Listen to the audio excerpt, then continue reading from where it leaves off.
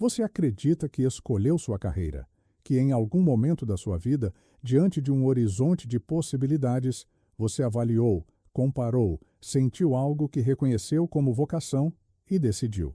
Sua decisão, sua vida, seu caminho.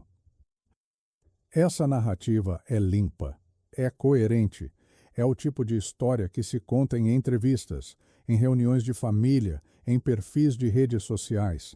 Ela tem começo, meio e fim. Ela faz de você o protagonista. E é, em larga medida, uma ficção funcional. Não porque você seja ingênuo, mas porque o processo que produziu suas preferências, seus valores, suas ambições e seus medos começou muito antes de você ter qualquer instrumento para observá-lo. Começou antes da primeira entrevista, antes do vestibular, antes da primeira vez que alguém perguntou o que você queria ser quando crescesse. Quando essa pergunta foi feita, o processo já havia avançado décadas.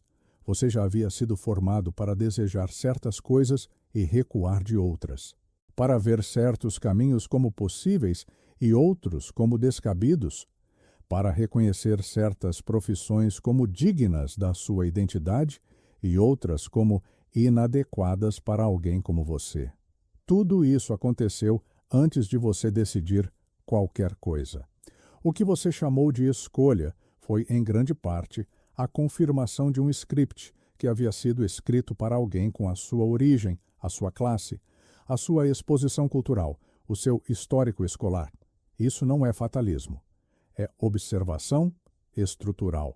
E a distinção importa precisamente porque quem não a faz passa a vida inteira trabalhando para uma hierarquia que não escolheu, acreditando com toda a convicção que está se realizando. Antes de você querer algo, alguém já havia determinado o que pessoas como você deveriam querer. Esse processo não exige conspiração. Não existe uma câmara onde elites se reúnem para distribuir aspirações entre as classes. O mecanismo é muito mais eficiente do que isso, e é mais eficiente precisamente porque não precisa de coordenação consciente. Ele opera através da estrutura do ambiente, através do que aparece como possível e do que simplesmente nunca aparece. Através do que é celebrado, do que é silenciado, do que é ridicularizado antes que possa ser levado a sério. Uma criança que cresce em ambiente de escassez econômica não aprende a desejar autonomia intelectual. Ela aprende a desejar segurança, previsibilidade, um contrato assinado, um salário no final do mês, a ausência de risco.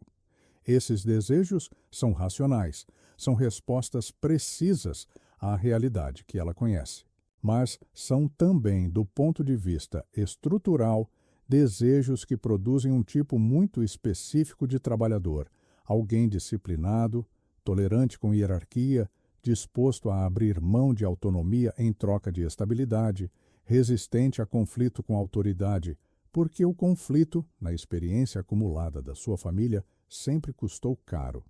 O sistema não precisa forçar esse trabalhador a se comportar dessa forma. Ele foi formado para desejá-lo. Uma criança que cresce em ambiente de capital cultural elevado aprende desejos diferentes. Aprende a querer influência, reconhecimento, originalidade. Aprende a ver certas profissões como indignas do seu potencial. Aprende, acima de tudo, que ela possui algo especial e que o trabalho certo deve ser uma extensão dessa especialidade. Esses desejos também são legítimos e também produzem um tipo específico de trabalhador, aquele que gerencia, que lidera, que ocupa as posições de comando da hierarquia e que interpreta sua posição de poder como evidência de mérito pessoal, não como resultado de uma formação cuidadosamente estratificada. O sociólogo Pierre Bourdieu passou décadas mapeando esse mecanismo na França do século XX. Ele chamou de hábitos o conjunto de disposições incorporadas que fazem com que o indivíduo deseje, sem coerção direta e sem perceber o processo, o que a sua posição social torna estatisticamente provável. Não é destino absoluto, mas está muito mais longe de livre escolha do que qualquer um gostaria de admitir. O problema central não é que você foi influenciado. Todo ser humano é influenciado. Isso não é falha. É condição humana.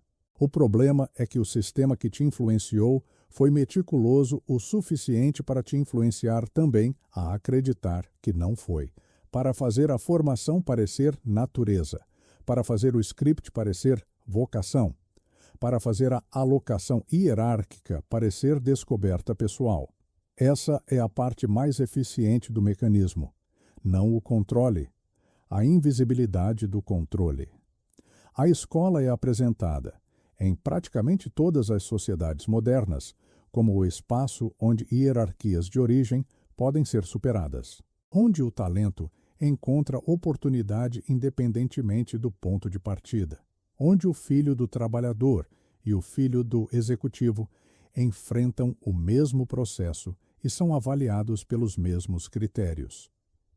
Essa narrativa tem uma função social muito clara, e a função não é descrever a realidade, é tornar a realidade tolerável. O que a escola faz, estruturalmente, é classificar. Ela recebe crianças de origens radicalmente diferentes, submete todas ao mesmo processo formal e produz hierarquias de desempenho que parecem objetivas porque foram geradas por avaliação padronizada. A nota não é opinião, é dado. O dado legitima a posição. A posição parece merecida, e quando a posição parece merecida, quem está embaixo não questiona o arranjo.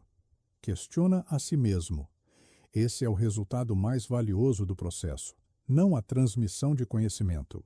A produção de legitimidade para a hierarquia existente. O que essa narrativa sistematicamente omite é o seguinte: o processo de avaliação não é neutro. Ele favorece estruturalmente quem chegou com capital cultural prévio, vocabulário elaborado, familiaridade com abstração, capacidade de decodificar o que a instituição valoriza e entregar exatamente isso. Essas habilidades não são inteligência bruta, são habilidades aprendidas, e são aprendidas com muito mais facilidade em certos ambientes do que em outros, ambientes que não são distribuídos aleatoriamente pela população, mas que seguem com precisão a estratificação econômica e social pré-existente. Os economistas Samuel Bowles e Herbert Gintis documentaram isso nos Estados Unidos na década de 1970, no trabalho que ficou conhecido como a tese da correspondência. A escola, argumentaram, não transmite apenas conteúdo, transmite disposições, pontualidade, obediência, tolerância à monotonia, capacidade de executar tarefas repetitivas sem questionar sua lógica, aceitação da autoridade como legítima por definição. Exatamente as disposições que o mercado de trabalho industrial precisava nos trabalhadores da base da hierarquia produtiva. Isso não é coincidência histórica.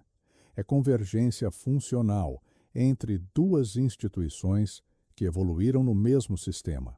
A escola de massa surgiu no século XIX, no contexto da industrialização, quando pela primeira vez na história foi necessário produzir em escala um trabalhador muito específico, alfabetizado o suficiente para seguir instruções escritas, numericamente competente o suficiente para operar dentro de sistemas de controle de produção, disciplinado o suficiente para aceitar a cadência da fábrica como condição normal de existência, mas não suficientemente crítico para questionar se aquela cadência servia a ele ou ao proprietário da fábrica. A escola resolveu esse problema com notável eficiência e continua resolvendo. O que mudou foi a sofisticação da linguagem que envolve o processo. Hoje não se fala em produzir trabalhadores obedientes. Fala-se em desenvolver competências, em formar cidadãos críticos, em preparar jovens para os desafios do século XXI.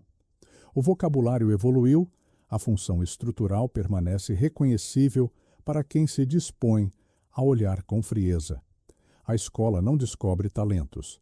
Ela classifica corpos, distribui posições e convence quem ficou embaixo de que a distribuição foi justa. Antes da escola, há a família, e a família opera um mecanismo de transmissão hierárquica ainda mais profundo, porque opera antes que o indivíduo tenha qualquer capacidade cognitiva de observá-lo, nomeá-lo ou questioná-lo. A escola chega quando a criança já tem 7, 8 anos. A família opera desde o primeiro dia. Ela não transmite ideologia através de discursos. Ela transmite uma relação com o mundo através de comportamentos cotidianos repetidos até se tornarem invisíveis. Transmite uma percepção do que é possível e do que é perigoso, do que é ambição razoável e do que é delírio, do que se faz quando a autoridade fala e do que se faz quando o dinheiro acaba, do que significa trabalhar, do que significa dever, do que significa pertencer a um lugar na estrutura social. Essa transmissão não acontece em conversas explícitas. Acontece na forma como os adultos ao redor da criança reagem ao fracasso, com vergonha ou com análise. Acontece na forma como reagem ao risco, com medo ou com avaliação.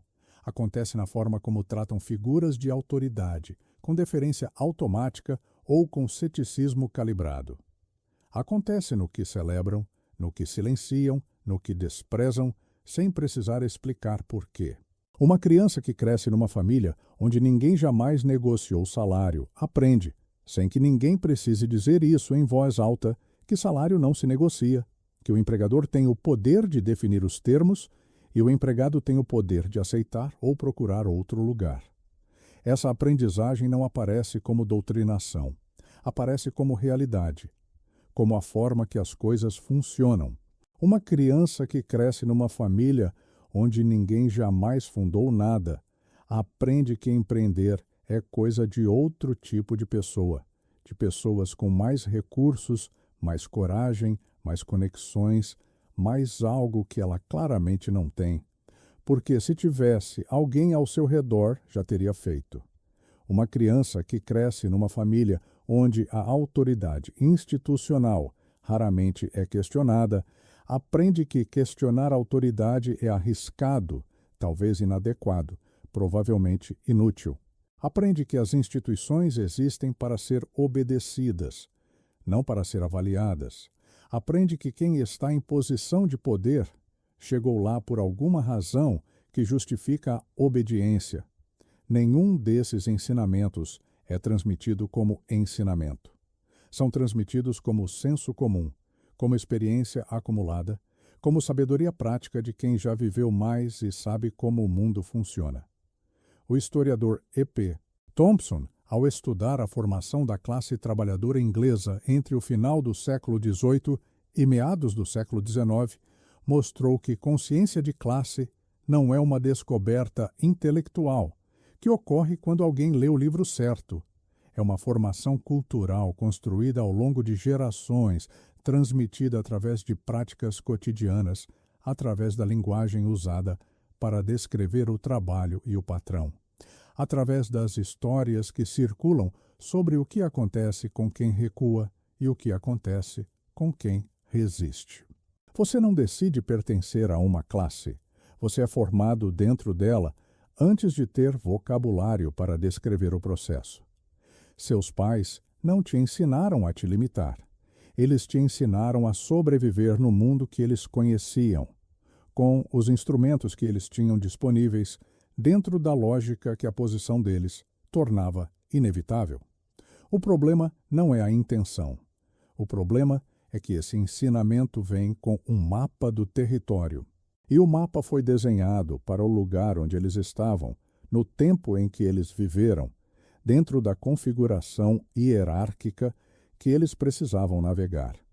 Você está usando esse mapa para se orientar num território que já mudou e vai continuar mudando.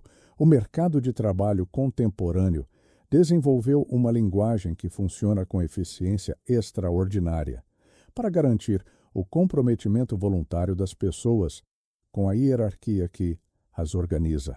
Essa linguagem inclui vocação, propósito, impacto, realização, autenticidade, significado, missão.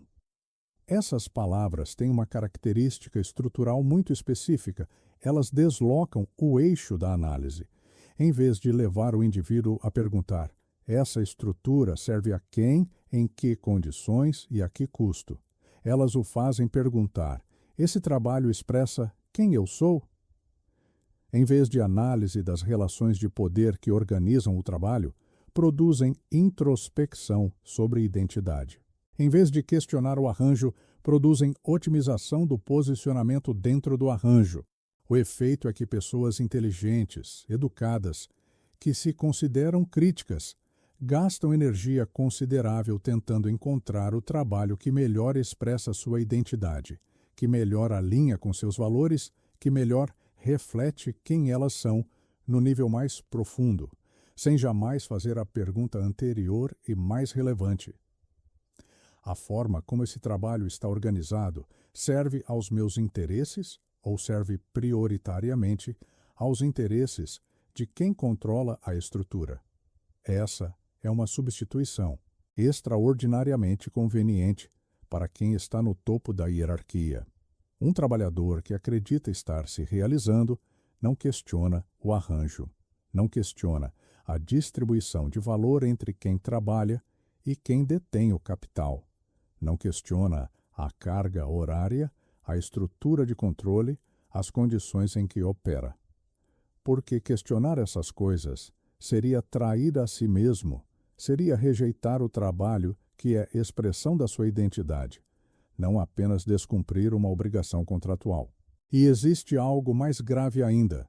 Um trabalhador que vê seu trabalho como extensão da sua identidade produz para o mercado algo que o mercado dificilmente conseguiria extrair por coerção direta: comprometimento genuíno, presença integral, disponibilidade que vai muito além do contrato, tolerância com condições que seriam inaceitáveis se percebidas como imposição, mas que são aceitas quando percebidas como o custo natural de fazer algo que importa.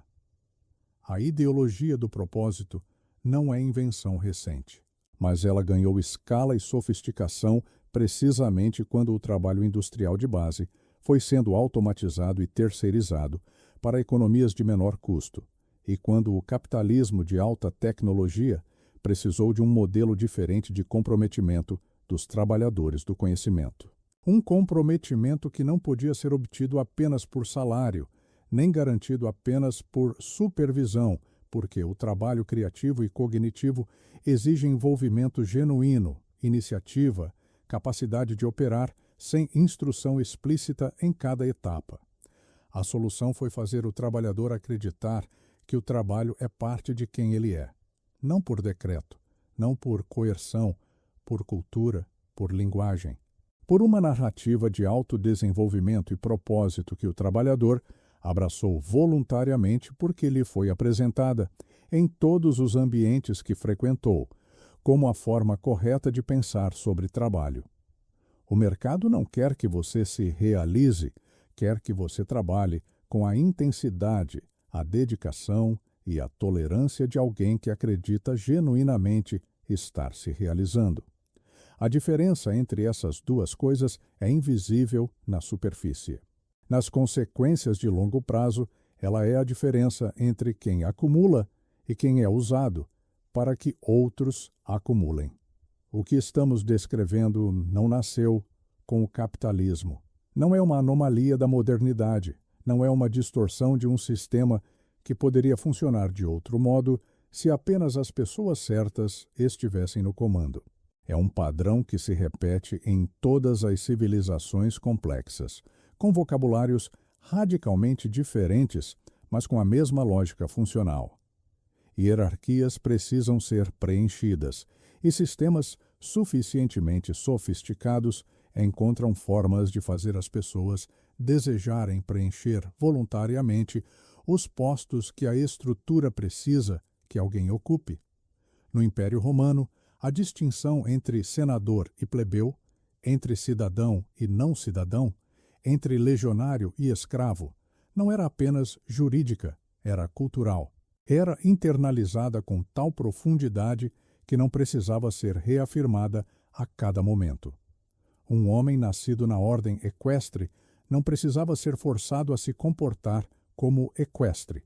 Havia sido formado para desejar o que equestres desejavam, temer o que equestres temiam, desprezar o que equestres desprezavam. O legionário que marchava para morrer nas fronteiras do império não o fazia apenas por disciplina militar. Fazia porque havia sido formado dentro de uma cultura em que aquilo era honra, era identidade, era o que significava ser romano. A hierarquia não precisava se impor a cada momento, havia sido incorporada. Na Europa medieval, o sistema de estamentos, clero, nobreza, campesinato, operava com lógica semelhante, mas vocabulário diferente. Um servo não era apenas economicamente preso à terra. Havia sido formado dentro de uma visão de mundo em que aquela posição tinha coerência moral, social e cosmológica. A ordem dos estamentos era percebida como natural, como reflexo de uma hierarquia que ia muito além do poder humano e que, portanto, não estava disponível para questionamento. Questionar o lugar que lhe havia sido atribuído não era apenas perigoso. Era, dentro do sistema de crenças disponível, algo que simplesmente não fazia sentido como possibilidade. A Revolução Industrial demoliu esse sistema de crenças e precisou construir outro rapidamente, porque a ordem industrial não podia apelar para hierarquias sagradas. Ela precisava de um vocabulário secular. Encontrou no mérito a solução. O indivíduo passou a ser responsável pela sua posição. Se você estava na base, era porque não havia trabalhado suficientemente, não havia se esforçado o bastante, não havia desenvolvido as capacidades necessárias.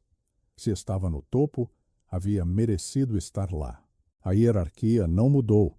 A justificativa mudou. Hoje o vocabulário mudou novamente. Não basta mérito, é preciso propósito. Não basta competência, é preciso paixão. Não basta trabalhar bem, é preciso trabalhar com significado. A hierarquia continua sendo preenchida. As pessoas continuam ocupando postos que precisam ser ocupados. Continuam trocando trabalho por salário dentro de uma estrutura que não controlam. Mas agora fazem isso acreditando que escolheram, que se realizaram, que expressaram quem são. Toda civilização sofisticada encontrou o vocabulário certo para esse processo. O vocabulário muda, o processo não. Existe um erro intelectual muito comum entre as pessoas que chegam até aqui. O erro tem uma forma específica. A crença de que entender o mecanismo equivale a estar fora dele, de que a consciência produz distância automática, de que nomear a gaiola já é uma forma de não estar mais preso nela. Não é. Entender que suas preferências foram moldadas não dissolve as preferências.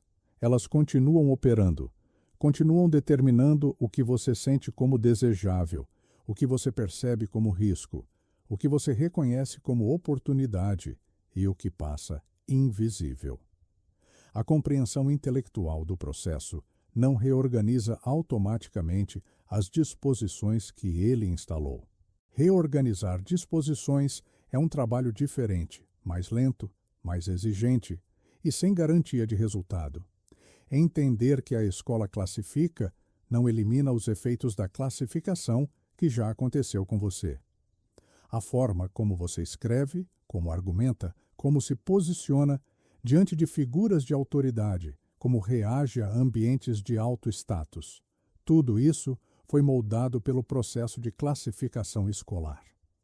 Compreender o processo não apaga os resultados. Entender que a linguagem do propósito serve ao mercado não significa que você passou a ter uma relação diferente com seu trabalho.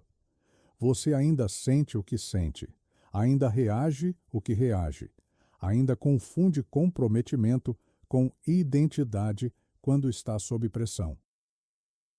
Consciência sem mudança de comportamento é conforto intelectual mais sofisticado. É a versão educada de continuar fazendo exatamente a mesma coisa. E existe uma versão particularmente irritante desse erro, que é quando a análise estrutural se transforma em instrumento de absolvição. O sistema me formou assim. Minha origem me limitou. A hierarquia me colocou aqui sem que eu pudesse fazer diferente. Isso não é lucidez. É vitimismo com vocabulário refinado. É usar a análise precisa do funcionamento do sistema para se dispensar do trabalho que a análise exige. Porque a análise não encerra no diagnóstico. O diagnóstico é o ponto de partida obrigatório. O que vem depois é o trabalho de observar sua própria formação com frieza suficiente para distinguir o que serve a você do que serve ao sistema que te formou. De identificar onde as disposições instaladas em você produzem resultados em seu favor e onde produzem resultados em favor de quem não é você. E com base nessa distinção, deliberadamente construir disposições diferentes. Esse trabalho é lento, é sem aplausos, é frequentemente invisível para quem está ao redor e não garante resultado. Mas existe um motivo objetivo para fazê-lo. Uma gaiola que você pode ver é uma que você pode, em princípio, tentar abrir. Uma gaiola que você não pode ver é uma que você vai continuar chamando de casa. A diferença entre quem navega hierarquias e quem é navegado por elas não é moral. Não é uma distinção entre os corajosos e os covardes, entre os que aceitaram o desafio e os que se conformaram. Distinções morais reconfortam e não explicam. A distinção é analítica. É uma questão de precisão de leitura. Quem se posiciona diferente dentro de uma estrutura hierárquica geralmente não o fez porque teve mais liberdade de escolha. Fez porque leu o sistema com mais precisão e agiu sobre essa leitura antes que a janela de ação se fechasse. Leu o que o sistema efetivamente recompensa, que é frequentemente diferente do que ele diz recompensar. Sistemas recompensam resultados mensuráveis para quem tem poder de medir. Recompensam visibilidade para quem toma decisões de alocação. Recompensam conformidade com o que os níveis acima consideram excelência. Quem entende isso não trabalha mais. Trabalha de forma diferente, direcionada para o que produz efeito real na estrutura, não para o que produz sensação de esforço. Leu o que está sendo desvalorizado antes que a desvalorização fosse anunciada. Hierarquias se reorganizam continuamente. Habilidades que eram escassas se tornam abundantes com tecnologia ou formação em massa. Posições que pareciam sólidas são eliminadas quando o custo de substituição cai abaixo de certo limiar. Quem percebe esse movimento enquanto ainda existe tempo para reposicionar, tem uma janela. Quem percebe quando já é óbvio, não tem janela. Tem apenas dano já consumado. Leu onde estavam os pontos de alavanca, os lugares onde uma quantidade desproporcional de esforço produz deslocamento real dentro da estrutura, em vez de movimento que não vai a lugar nenhum. Toda hierarquia tem pontos de entrada, pontos de concentração de poder e pontos onde a mobilidade é real versus onde ela é aparente. Identificar esses pontos exige observação do sistema, não como ambiente neutro, onde esforço individual produz resultado proporcional. Esse tipo de leitura não é natural, é contraintuitivo, é desconfortável, exige que você olhe para a estrutura em que vive com o distanciamento de quem a analisa de fora, mesmo estando dentro. Exige que você trate suas próprias preferências como dados a serem investigados, não como verdades a serem obedecidas. A maioria das pessoas não faz esse trabalho, não porque seja incapaz, porque as respostas que esse trabalho produz são desconfortáveis, porque questionar a origem das próprias aspirações é ameaçador, porque perceber que você foi formado para desejar o que serve ao sistema é uma informação que destrói narrativas que dão coerência à sua vida. É mais fácil continuar. Quem não continua não é mais corajoso. É apenas mais preciso. A hierarquia que você aprendeu a navegar está sendo redesenhada. Não é previsão especulativa. É descrição de um processo observável em curso, com evidências históricas suficientes para ser tratado como análise, não como opinião. As tecnologias de automação inteligente não estão apenas eliminando postos operacionais, padrão que já vinha da industrialização e da informatização das décadas anteriores. Estão eliminando postos que durante décadas pareceram imunes à substituição, precisamente porque exigiam formação longa, julgamento contextual e credencial cara, análise de documentos, síntese de informação, produção de texto, diagnóstico de padrões em dados, interpretação de contextos complexos, funções que sustentavam salários de classe média alta e posições de prestígio dentro de hierarquias corporativas, jurídicas, financeiras, médicas e institucionais. Essas posições estão sendo comprimidas em velocidade que as instituições de formação ainda não processaram. O que isso significa estruturalmente é o seguinte: a hierarquia está sendo redesenhada em tempo real, e a redesenho tem uma direção clara. Os postos do meio, os que exigiam formação suficiente para justificar remuneração elevada, mas não poder suficiente para controlar a estrutura, estão sendo extintos ou rebaixados. O topo está se concentrando ainda mais. A base está sendo redefinida com menor remuneração, menor estabilidade, menor capacidade de barganha individual ou coletiva. Isso já aconteceu antes, em escala comparável. Quando a Revolução Industrial avançou pela Europa no século XIX, os artesãos qualificados que havia séculos ocupavam uma posição de relativa autonomia e prestígio dentro da economia pré-industrial, se encontraram diante de uma reorganização que não lhes havia pedido autorização. Eles continuaram desenvolvendo ofícios que o mercado estava sistematicamente deixando de precisar, porque o mercado estava sendo reorganizado ao redor de uma lógica produtiva que tornava a habilidade individual muito menos valiosa do que a escala industrial. Quando a mudança ficou óbvia, já havia uma geração inteira de trabalhadores formados para um mundo que estava deixando de existir. A pergunta que esse padrão histórico impõe não é se a hierarquia vai mudar. Ela já está mudando. Isso não está em disputa. A pergunta é: você está lendo o movimento enquanto ainda existe margem para se reposicionar? Ou está esperando que a mudança se torne suficientemente óbvia para ser inegável? Quando se torna inegável, não há posicionamento disponível. Há apenas reação ao dano já consumado. Hierarquias em reorganização não esperam, não avisam, não consideram os planos individuais das pessoas que ocupavam os postos que estão sendo eliminados. Elas se reorganizam segundo a lógica do poder e do capital, e quem não leu o movimento a tempo se encontra realocado para onde a estrutura precisava que alguém fosse, não para onde a pessoa havia planejado estar. Você pode reagir a isso com indignação. A estrutura não tem opinião sobre a sua indignação. Você pode continuar chamando de escolha, pode continuar usando o vocabulário que o sistema forneceu para que você descreva sua alocação como decisão pessoal.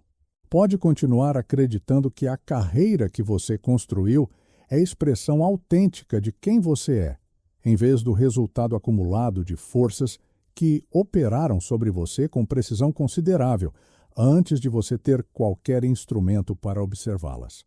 O sistema não tem preferência narrativa. Ele não precisa que você entenda como funciona para continuar funcionando. Não precisa do seu consentimento informado. Precisa apenas que o posto seja preenchido. E o posto vai ser preenchido com a sua cooperação voluntária ou com a sua cooperação involuntária.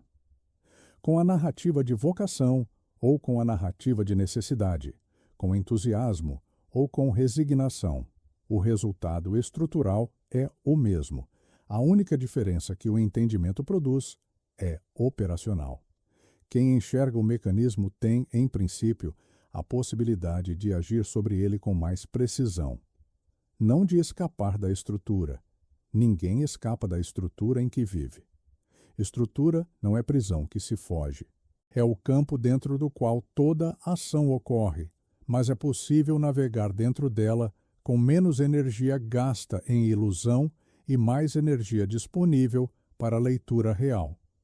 Menos tempo construindo identidade em torno de uma posição que pode ser extinta. Mais capacidade de perceber quando a posição está sendo extinta antes que a extinção seja anunciada. Menos confusão entre o que você deseja e o que foi instalado em você para que você desejasse.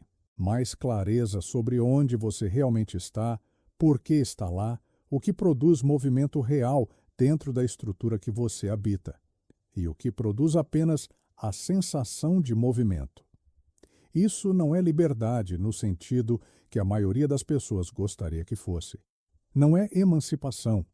Não é o fim da hierarquia nem a abolição das forças que a reproduzem. É algo mais modesto, mais frio e mais útil. É clareza.